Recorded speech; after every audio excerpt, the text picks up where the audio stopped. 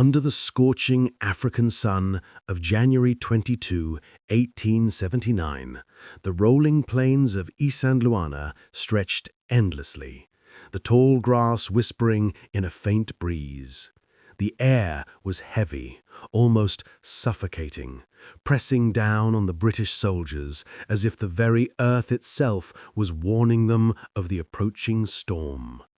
In the camp, men sipped their coffee, polished their Martini Henry rifles, and adjusted the straps of their packs, confident that their superior firepower and discipline would protect them.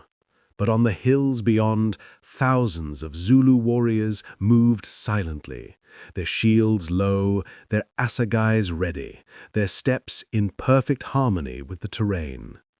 In less than an hour, the heart of the British Empire's confidence would be shattered, revealing courage and strategy beyond anything the Empire had expected. The Anglo-Zulu War was no accident. It was born from the British Empire's ambition to dominate southern Africa and exploit its resources, and from Sir Bartle Frere's determination to neutralize the Zulu military system. In December 1878, Frere issued an ultimatum to King Cetewayo, demanding the dismantling of his army. He knew Cetewayo would refuse, giving the British a pretext for war. By January 1879, Lord Chelmsford advanced with 3 columns into the heart of Zululand.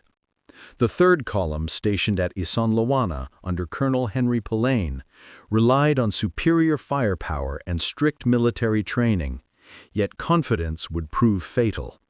The camp lacked the traditional lager of wagons and defensive earthworks, leaving it exposed. The vast sun-baked plain offered no natural shelter, and the British underestimated both the size and the tactics of the Zulu impi. At dawn, the camp was alive with routine. Soldiers cleaned rifles, shared jokes, and drank coffee, unaware of the shadow moving toward them.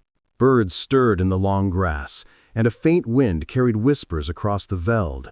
Then came a subtle, almost imperceptible sound, a rhythm, the synchronized march of thousands of Zulu warriors emerging from cover. Their formation, the famed buffalo horns, advanced with the chest of the horn directly at the British line, and the flanking horn sweeping around to envelop the camp. The Zulu charge was not a chaotic rush. It was generations of strategy distilled into a single deadly movement. Each warrior knew his place, each shield and spear had its purpose, and the terrain worked in their favor. Meanwhile, the British, confident in their rifles, began to fire volleys. The sharp crack of Martini Henry rifles split the air, smoke coiling above, and the mountain guns boomed intermittently. For a brief moment, it seemed the firepower would hold back the tide. But the Zulu warriors adapted instantly. They pressed forward, dropping flat to avoid artillery fire, and rising again unscathed. The thin line of British infantry, spaced 6 feet apart for maximum firepower, began to crumble at the flanks. Colonel Pulleine realized too late that his men were being encircled. The sun beat mercilessly, thick smoke hung in the air, and the scent of gunpowder mingled with sweat and dust. The British tried to maintain order, forming small defensive squares as the flanks folded inward. The Zulu horns continued to tighten the noose. The first hand-to-hand clashes erupted. Rifle butts and bayonets, entrenching tools, even rocks became weapons in a desperate fight for survival. The camp descended into chaos. The soundscape was a nightmare of musket fire, war cries, and the pounding of thousands of feet.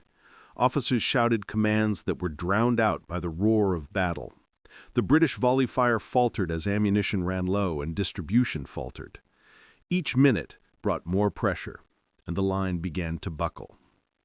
Eyewitnesses described moments of heroism, a soldier firing until his last bullet, a lieutenant rallying men against overwhelming odds, a group holding off a horn of the impi long enough for a few comrades to escape. Yet courage could not substitute for numbers, and the encirclement closed inexorably. From the hills, Lord Chelmsford was miles away on reconnaissance, unaware that disaster had already struck. When he heard distant gunfire, it was too late. By the time reinforcements reached the camp, the British line had collapsed completely. Over 1,300 men were dead, their rifles and artillery captured by the Zulu. Thousands more were wounded or missing. The Zulu casualties were significant, estimated between 3,000 and 5,000, yet their victory was undeniable. They had executed a perfect combination of discipline, bravery, and strategy against an overconfident, technologically superior opponent. The high point of tension came as the center of the British line began to fold inward. Smoke and heat made visibility near impossible. The Zulu horns slammed into the flanks, pushing men toward the camp center. The British squares, once disciplined and proud, were compressed, men jammed against one another, fighting desperately to hold any position. Amid screams and the clash of weapons, the camp's defenses failed. Artillery fell silent as guns were captured or destroyed. Soldiers ran, shouted, and fell in the dust. The Zulu, relentless and coordinated, swept through, leaving the British reeling. Pauline, trying to rally his men, was struck down.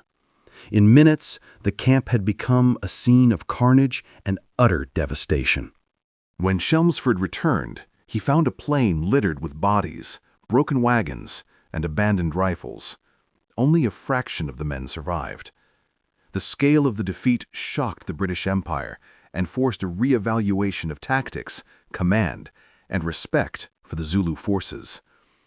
The victory came at a cost for the Zulu too. Thousands dead and many wounded. Yet it was a demonstration that courage, strategy, and understanding the terrain could defeat technology. Cetewayo's forces, though victorious, remained wary, knowing the British would soon return with reinforcements. The lessons of Isandlwana were harsh. Underestimating your enemy, neglecting basic defensive measures, and over-reliance on technology can lead to catastrophe. In the months following, Chelmsford reorganized, brought reinforcements, and eventually defeated the Zulu at Ulundi. Yet Isandlwana remained a permanent testament to the power of tactics, courage, and leadership. Today, the hills of Isandlwana stand silent, yet history whispers from the veld. The charge that shattered a Victorian army reminds us that no empire is invincible, that bravery and strategy can overturn the greatest expectations, and that the cost of underestimating your opponent can be measured in lives, pride, and the course of history itself. Under the blazing sun, when the clash of spears and gunfire faded, the lesson endured. Victory is never guaranteed, and history is written by those who understand courage, terrain, and the human spirit.